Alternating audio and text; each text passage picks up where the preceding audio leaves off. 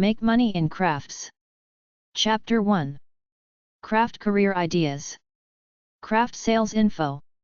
I'm not talking hyped up artwork here. I'm talking craftsy stuff that somebody might pay $10 to $80 for. Some people make a respectable living by creating their own crafts as they sit home relaxing, watching TV, in their favorite easy chair, etc., or buying it from third world countries and reselling it at craft shows, flea markets, tourist areas, online, etc.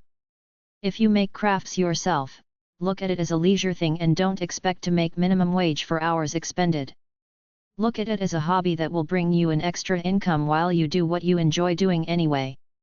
An elderly woman makes baskets which net her a few $1,000s a year, but she's not looking at it in terms of dollars per hour over labor costs. This is simply what she likes to do. Find out where the local crafts fairs and flea markets are in your area and find out what they charge per table for a merchant to open a stand. You might find books that list all these addresses in North America at number 380-381 at the library. Get your craft items ready, get a few portable folding tables, then start going around to markets and selling from a table. Look around at other sellers, get ideas from them, copy them, and sell. Some people buy an RV and drive several hundred miles from where they live to sell their craft items, staying at RV parks or parking lots instead of at hotels. It is a profitable business to sell knickknacks at flea markets and craft fairs. The Arts and Crafts section at the library is number 700 to number 799. Scan the entire area to see what fits for you. Christmas is the time to make the most money, but there are craft shows all year round. Sell Christmas wreaths, seashells, driftwood, and chainsaw knickknacks. To find such books, go to the library and type the following into the computer. Do it yourself. How to. Industrial arts. Crafts. Handicrafts. Generally speaking, men's type projects for around the house go from number 670 to number 690, specifically number 680, 681 and 684. Other sections are number 603 and number 643.7, home repairs.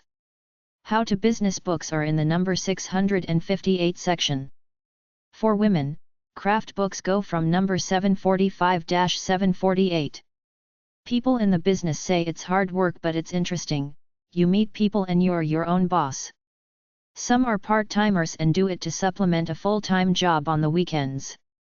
One guy did it after he lost his job and has never looked back since. Some husband and wife teams work out well. Price your products low enough for people to want to buy them. Pick products that people will want. Some products will be bombs, some winners. Look through mail order and money-making magazines for wholesalers selling novelty-type products that sell well at flea markets and crafts fairs. Learn a little bit about display equipment such that you can display your products in the best way possible with portable equipment that you can pack and unpack quickly. Put signs up for price so people know the prices and don't feel so intimidated that they bypass your table rather than ask for the price. Most people who attend craft shows and flea markets are female, over 30-year-old homeowners. Have a cash register or calculator there with a little money box to make change. If the flea market is an outdoor weekly thing, buy a used canopy to have shelter from the sun and the rain. Get a dolly or refrigerator cart to move your merchandise back and forth from your vehicle. Keep the products at waist level so customers don't have to stoop to get them. If you work at your craft during a craft fair, it might attract customers who will watch while you carve your wood, make your baskets, etc. The more you stand, the more keen you look on selling product as opposed to sitting around bored. Keep your tables full of items. Use nice tablecloths for your show tables. Get credit card merchant status through your local bank. It will increase sales. Book high-status crafts shows well in advance to make sure you get a booth. Befriend other vendors and get their advice. Look around for other types of festivals and fairs to sell at. Be wary that if you're a business, you have to abide by collecting state sales taxes by law. If you get going well, buy a used RV to travel around in to haul your product and sleep in the night before the show. Make it with crafts. 1. The market for handmade crafts is high, but the supply is high, so crafts are generally priced low. Maybe you like to make quilts, candles or decoupage plaques. Rummage sales are great ways to change unused items into money. You need no overhead, very little time and effort, and make pure profit. Perhaps you have church bazaars, school fairs, or crafts shows that occur seasonally in your area. Fall and spring festivals are great places to sell everything from handmade dolls to recycled lawn mowers.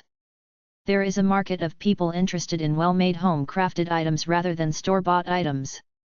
A good way to sell is via home parties prior to the winter holiday season. Have an open house. Make professional business cards. To determine price, double the cost of the item and add $1 for overhead. Sell on consignment through retail stores. You can get a booth at a crafts show and earn money. If you love to paint, sculpt, make pottery or whatever, there is potential for you. Businesses buy arts and crafts each year for their firm's decorations or for sales contest prizes, convention awards, etc. Start with the easiest, inexpensive items first. Take a look at decorating magazines and handicraft books for ideas and find the simple, low-cost instructions that require no expertise and little equipment. If you can make cute aprons, pot warmers, bookends, all manner of handicraft, you can start by selling at local fairs and flea markets, and if your product is particularly unique or cute, contact the marketing departments at large department stores to try to get a big contract. Some woman started making gift bows for gifts and get a contact to sell them through a chain department store which is about 2,000 stores. Walmart now has a multi-million-dollar contract with her. She hired her friends to make these bows. If you believe in your craft item that you can package and make in bulk, contact Walmart, in Arkansas, and other department stores and pitch to them. If they like your product, they will offer you a contract to buy X quantity at XX unit price. They will often do a test market at one store. If the item sells more than 50 units a week, they will put it on the inventory for their 3,000 or so stores, but the catch is that they will constantly try to squeeze you for more pennies off the price and even suggest you go to China to get it mass-produced. Very few products are that unique and cool and have that certain X factor that makes them consumer hits, but it could happen to you. You don't know unless you go for it. There was one old guy at a beachside in Daytona who bought old frames anywhere he could, then he'd simply paint glue on them and use a solution of fine rocks, crushed glass, and crushed clamshells which he'd filter through a 1/4-inch screen and glue to the frames, which he then sold for $10 each. Take a look at decorating magazines and handicraft books for ideas and find the simple, low-cost instructions that require no expertise and little equipment. If you have many sources for cast-off items, you will want to consider recycling and making new from old. You can cut old bottles to make vases or glasses, or you can make lamps from bottles or any object that will fit the electrical switch and cord. Rug hooking and braiding are good ways to use up lots of fabric scraps and discards. There's something you can do in your spare time, even in front of the television. For those who are good with woodworking, wooden boxes, cutting boards, stationery racks and spice holders sell fast at the craft shows. They make good presents. You might be interested in needlework. Crocheted aprons, dolls, needlepoint pillows are always good items. You can make a high profit from handmade quilts or afghans. What about plants? House plants in unusual planters are clever items and go quickly if they're reasonably priced. You can make jewelry, handbags, bookcases, or candles. At craft fairs, even paintings, photographs, and original design stationery are popular. Maybe you constantly make small items that you give away at Christmas, like pot holders, birdhouses, or macrame hangers. And everyone you know has one. Why not take them to market? Don't forget ceramics. They're popular at crafts shows and can be put into any practical use. Not only can you sell cups and saucers, but vases, pitchers, and bowls go quickly too. You can make clocks out of any object. Clock kits are not expensive and can be mounted on stone, wood, plastic, or fabric. Think of what will sell. Watch the craft fairs and check prices. A way to make money fast is to create dozens of small $2 or $3 items. You can set them up on a simple folding card table with the price. Sometimes people will buy a small item on impulse because everything else is too expensive. Consider the difference between the practical and the pretty.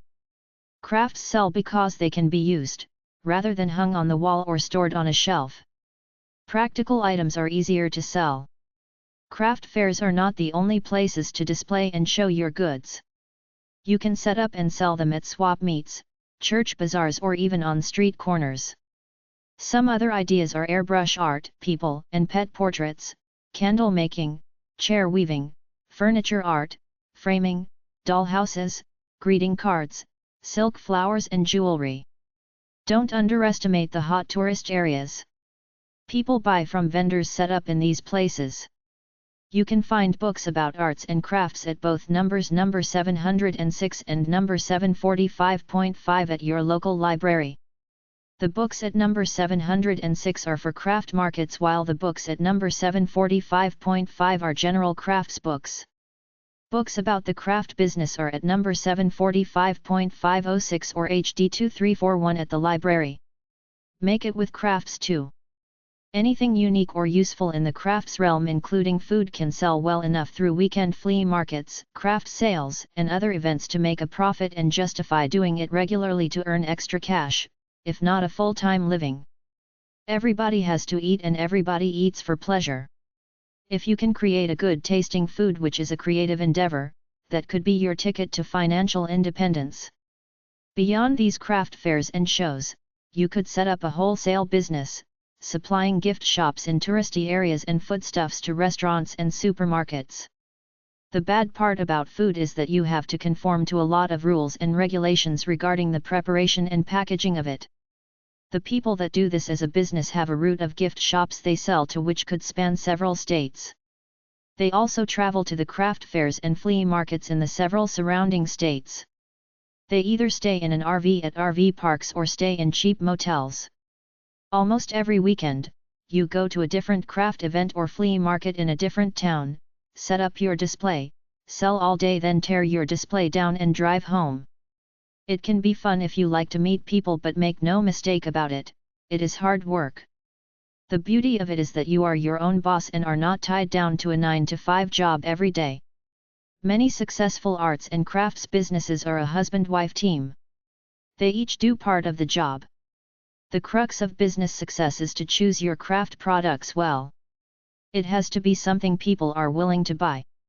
Your guess is as good as mine. Experiment, look around, see what sells. Try to make something better. The more unique and appealing your products, the better they will sell. If you just copy everybody else, don't expect success. Pick a craft product that you enjoy making. When you enjoy making something, your love for the process seems to go into the spirit or karma of the product, people sense it and it sells reasonably well. People are glad to see something different and unique at craft shows. With all the cloning going on in the crafts realm, it's a breath of fresh air to see new, unique products. Make your craft stand out from the other 100 or so crafters at a show. The market for most craft products is competitive, so you must make your products stand out in order to get the attention of the customer. Usually the people that attend craft shows go to several shows a year. They are looking for something different that they haven't seen before. Once you've chosen your product, make quality copies as opposed to crap, because crafts are supposed to be about durable, handmade craft items. If you are painting, be sure to do a lot of detailing. Make it look professional. Attend a few shows as a customer and do your research. See the quality products and shoddy work. People will pay a little extra for quality products. You never get paid for the time it took you to produce your craft item. If you calculate it out in man-hours, using $10 to $12 per hour as your labor cost, and if you try to charge this price for your product including costs of supplies, you won't sell very many. Accept your craft as a labor of love and be happy that you can sell your products. Don't look at it as a labor per hour deal. Look for ways to produce your craft items in less time. Once you become proficient at your craft, learn ways to produce the item faster. You need a range of prices in your product inventory. A range from $1 to about $25 is good. Many people won't buy the stuff over $10 but will buy a few $1 or $2 products. They use these for little gifts around the holidays. These little sales add up. Remember, there are all types of economic classes that attend craft shows. Not all of them can afford high-priced craft items. Try to offer a wide range of products at different prices. The crafts industry is saturated with cheap stuff from overseas. It's okay to sell this stuff, but you'll do better if you do something to it to embellish it after you buy it. People intuitively buy more products from crafters who make the stuff themselves rather than buying from people who simply resell what they bought that came from China or somewhere like that. Start on a shoestring until you see how THC craft business operates. You will need a variety of display equipment such as the following. Banquet tables, 6 to 8 feet long. These are usually available for rent at the show if you don't have your own. Folding banquet table for cash register and point of sale area. Lattice backdrops and / or cedar fence to close in the booth if needed. You can hang some craft items on your fence. Some kind of cash register or calculator and till for the money. Tablecloths to cover tables. Canopy for outdoor shows with zip-up sides. You can buy these at army surplus stores or build your own by making a frame and putting a tarpaulin over it. Easy up canopies are easy to put up but cost over $400. Small display tables placed on top of the larger tables for special displays. A dolly, cart, wagon, or refrigerator cart to move your products and stuff to and from the vehicle to the show. Boxes and crates to pack your stuff in. Merchant credit card status and equipment. Other supplies like plastic bags, price tags, business cards, pens, scotch tape, scissors, glue gun, etc. A van, RV, small trailer, or truck to haul everything in. You don't need all this stuff right off. Start small at first, then expand as you go along. In addition to merchant credit card status, accepting credit cards, take checks as long as they show you ID, because the type of people that go to craft shows are generally not check rip-off artists. Taking checks will increase sales considerably. Go through your local bank to get set up for merchant credit card status. Customers usually buy more if you take credit cards, especially around Christmas when money is tight. At the end of most shows, you have bargain hunters looking for you to sell your stuff at reduced prices. Just tell them you have other shows down the road that you can sell it for regular price. Usually they will buy it anyway. It's up to you. If you would rather make a sale at a reduced price now where you're still making a profit, do it. Your success or failure can depend on the types of shows you book at. Craft shows are usually organized by a promoter. The promoter rents the building and advertises the show. He or she rents out booths or space in the building and hopes to make a profit in rental fees over expenses. You must abide by the promoter's rules. He will outline setup and attendance times in your contract when you rent booth space from him. The promoter advertises the show and gets people to attend. There is usually an admission fee at the door which ranges from $1 to $5, which is a part of his profit too. Craft shows can roughly be divided into non-profit and for-profit. Regardless of who organizes it, for the craft seller, it's all about selling crafts. The motivation behind the craft show doesn't matter. You're simply trying to sell product at the highest traffic shows around. The real arts and crafts shows with a $5 admission fee have serious craft buyers going to them, but at the county festivals, you get a lot of the general public going through and end up selling more than at the craft show with the admission fee. Look on websites and in books for shows in your state and the states that borders yours. Check them out, go to some, and if you do well, go back to them next year. If not, go to different shows. Annual shows are generally better than monthly shows because at monthly shows, people don't feel an urgent need to buy since they expect you to be back next month. The term handmade arts and crafts only is meaningless. Much of the stuff sold is cheap, factory-made imports regardless of claims of handmade. Arts and crafts is not a pure term anymore. The promoter is trying to rent out booth space, so he will rent to just about anybody. As a result, craft shows are starting to look more like home improvement shows. There is no way to predict buying trends. All you can control is the uniqueness and quality of your product.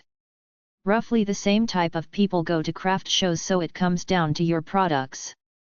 Somebody with good products will do well, while somebody with poor products at the same craft show will bomb.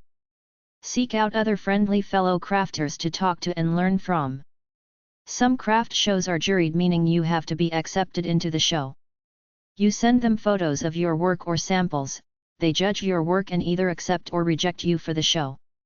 Shows have application deadlines, some of which are 6 months or more, so book early for any show you want to sell at.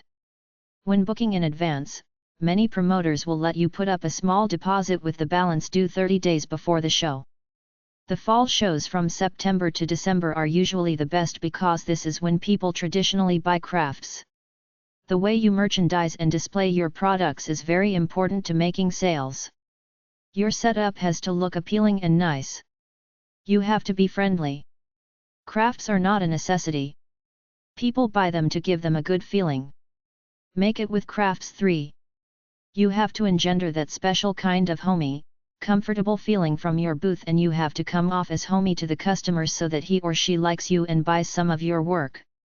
If you focus more on social conversation and helpfulness over the sales pitch, you will make more sales. Don't make your display look cheap. Make it look nice to engender that special feeling. Use good tablecloths. Expect to pay extra for an electrical outlet in your booth. Put a price tag on every item you have for sale. If customers don't see a price tag, they will assume that it could be high-priced and won't bother asking about the price, because if they ask and it's too high, it's embarrassing for them to not be able to afford it. Keep your merchandise within easy reach for the customer. Keep your merchandise at eye level. Customers don't want to bend over or reach up too high. One particular couple makes pastries which they sell at a low price. This gets customers to their booth where they see the craft products. I've seen people sell baked goods and pastries at these shows without some food license from the government. Most people could care less. They know it's someone cooking the stuff in their kitchen and it's no big deal to them. It's just the government that makes a big deal when some couple tries to make a little extra money by making some baked goods. Keep your area neat and clean. If you stand during the show, customers think you mean business and are more likely to approach you. If you sit, they think you're tired or lazy and leave you alone. If you use a chair, use a high director's chair.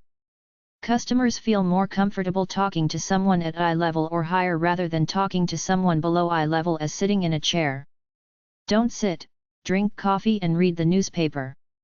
You're there to serve customers. Keep your booth well stocked with merchandise. It is better to bring more than you will sell than not have enough. There are probably 100 or so booths at any craft show.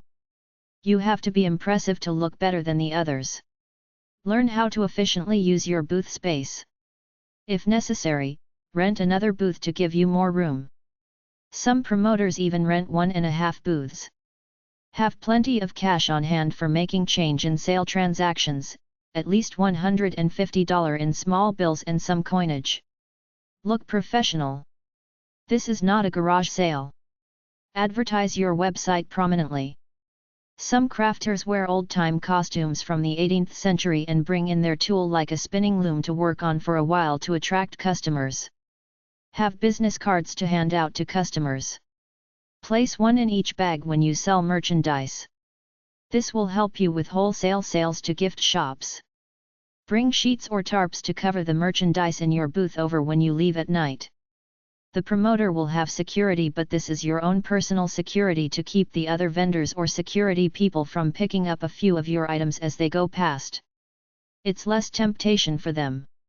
Never leave your money, cash register and merchant credit card device at the show. Take it with you for the night. You will have shows with poor sales. Learn as you go along. You might have to collect state sales tax on sales if you're playing by the government's rules. Usually tax representatives from the state government are there on the last day of the show to collect any tax you have taken in during the show. You fill out a form and put in total sales plus total taxes collected. You pay them the taxes. If you're paying income taxes, keep accurate records because Uncle Sam likes to audit craft businesses. You have to think of it as a business and not as a hobby if you want to make money.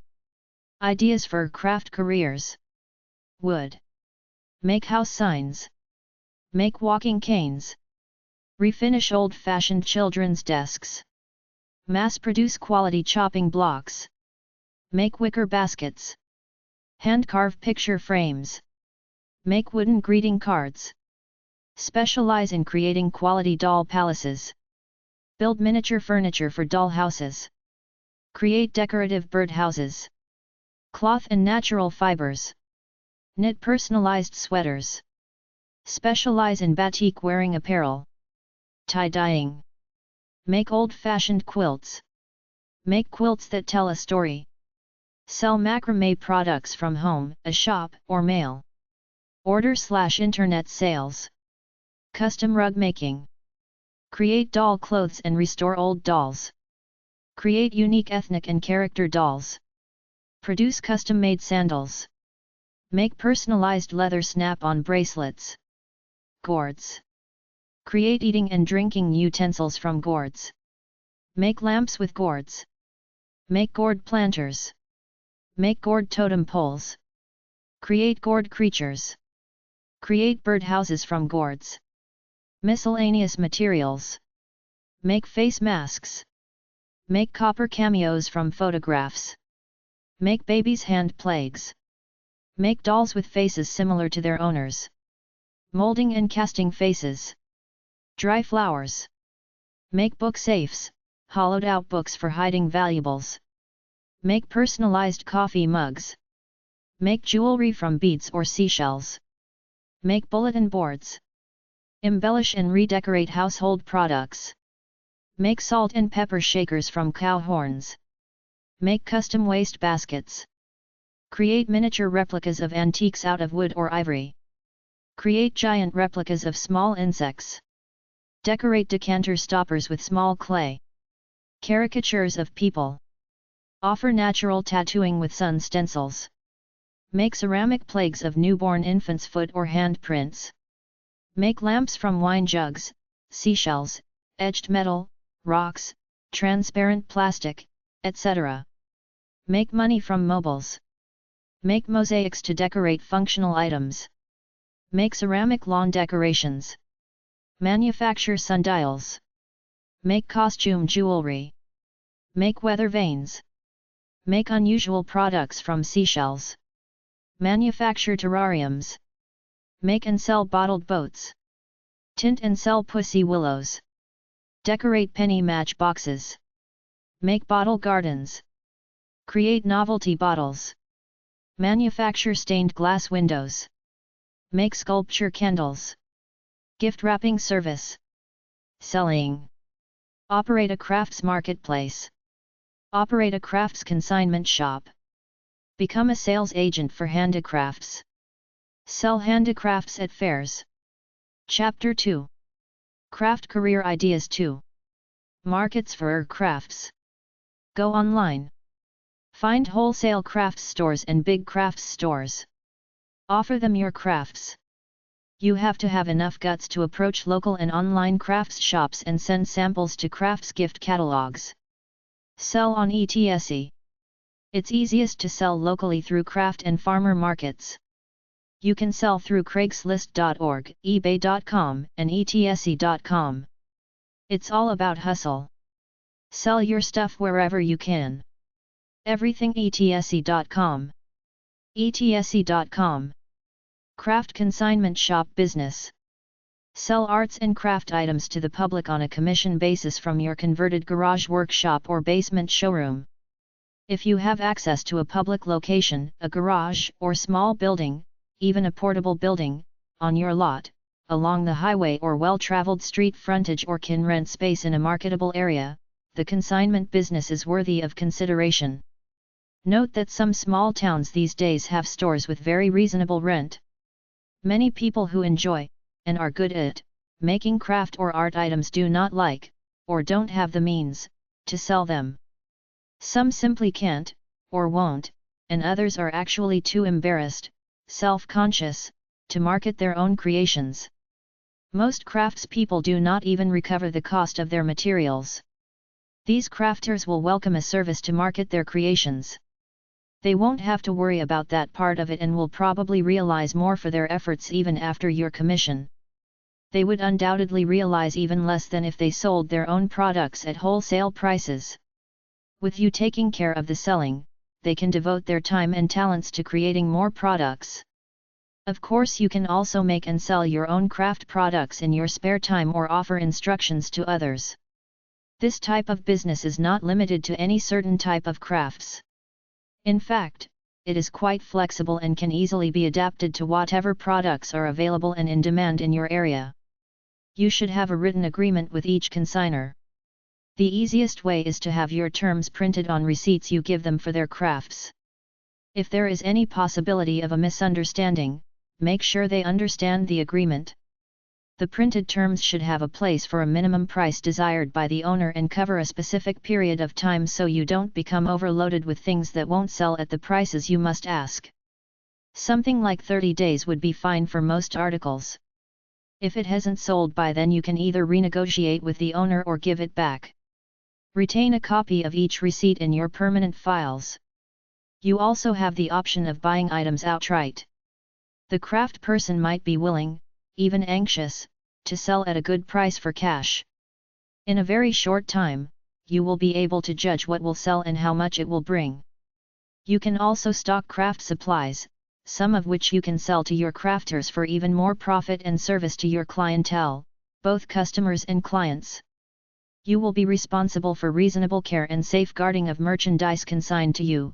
Insurance for that should not be terribly expensive, as well as collecting for sales, withholding any tax, computing and paying the consignors their share. With this in mind, be extra careful about giving credit, because it will be your funds that are lent, not the consignors. For consignment sales, it is a good idea to consider renting a store unless you already have a suitable area where prospective customers will come to your display. Build or buy adequate shelves and display areas so you will have plenty of room to showcase the craft items tastefully and attractively. The display area should be well lighted, neat, and offer sufficient protection to goods consigned to your care. There should be enough room for customers to view the items that you have strategically arranged to make them look their best. If the place looks cluttered and unkempt, you will have to lower your prices to match your sales environment, presentation. The bottom line is that you are in the business of selling craft items. In order to do this effectively, you must present those items to the public in style so they will not only sell but bring the best possible prices. If your place looks junky, people will want to pay junk prices. Other possibilities include specialty foods such as homegrown strawberries, chocolate pies, homemade pickles, etc. This category, however, requires care not to violate pure food laws or possible liability. If you consider any type of foods, find about any needed permits or even get legal advice before going ahead. Still, other alternatives are antiques, selected household items, holiday decorations, and potted plants. The above alternative suggestions can be test marketed easily. In the case of potted plants, for example, simply place a few in your display area and see how they do. If they don't sell, try something else. If they do, expand this feature and make more profit. Use all the free advertising you can get. A way to get it is to write little articles about your consignors and feed them to your local paper, human interest stories, what they make, how they make it, and of course, where you can find their fine products. It would be even better if you could provide pictures. If you do, use a good quality black and white film, it is easier to process for printing in the paper. The editor probably won't take more than one article about your shop, but he may welcome items about different people in the community, even if your shop does get a lug here and there. Think of the free advertising you might get by writing little items about art exhibits in your studio. With a good sign and a little publicity, a small, 2 or 3 inch, contract ad in the local paper may be all the commercial advertising you need. This type of ad allows you to change all or part of your copy each week or month so you can feature different items every week. People, especially in small towns, get to where they look for your ad to see what is on special each week. Finally, make sure you take in all craft-related activities in your area. Attend craft shows, work with stores that craft supplies. They will welcome the opportunity to tell their customers where they can sell their completed projects, and talk crafts whenever you can. To help create more interest in crafts, consider conducting classes at your place. If necessary, hire a teacher and charge tuition to cover that expense.